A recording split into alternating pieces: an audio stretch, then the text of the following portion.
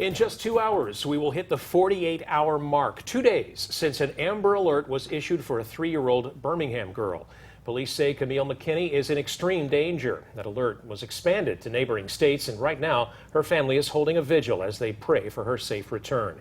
The governor's office stepping in, donating $5,000 to the reward fund for information that helps bring Camille home.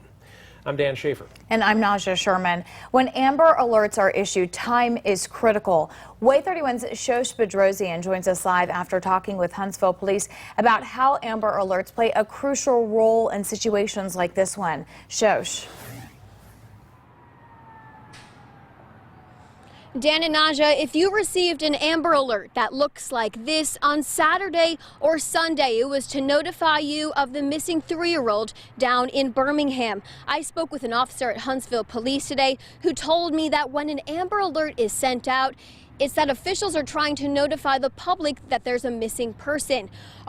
He also told me that during a time like this, time is super critical.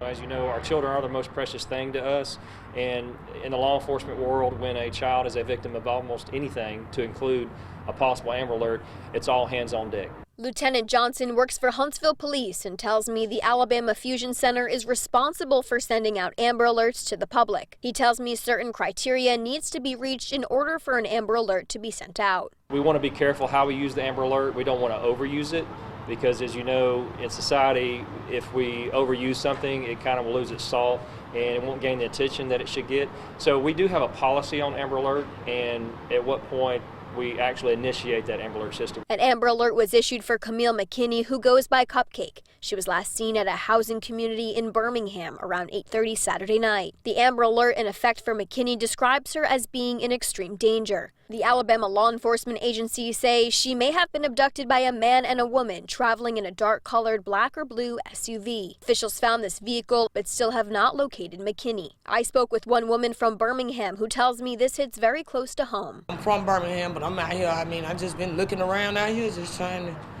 it's sad, but I just hope they find the little girl and bring her back alive. Lieutenant Johnson also told me with Amber Alerts, it is important to get a vehicle description out as quickly as possible. He says it's important for witnesses to give the best descriptions that they can. It's dangerous out here, man. You can't just be leaving your kids nowhere. Huntsville police say they are briefed on this investigation daily, and that if anyone has any information on this missing 3-year-old, they are advised to call police. Reporting live in Huntsville, Shosh Bedrosian, Way 31 News. All right, thank you, Shosh. Updates on this case have been limited as the Birmingham Police Department works with the FBI, U.S. Marshals, and the Center for Missing and Exploited Children to find Camille. But here's what we have learned within the last 2 hours. In addition to the feds, Birmingham Police's Special Victim Unit and Robbery Homicide Unit are now involved in the search. We also learned that 2 persons of interest are answering questions but haven't said anything about where Camille could be.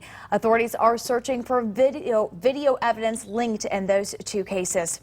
And right now there are several tip lines in place for anyone who has information on this crime. You are taking a look at some of them right now. Birmingham police have 2 tip lines in place, and you can also anonymously report information through Crime Stoppers. You can find all of these numbers and the latest on this case online on our website. Just go to waytv.com.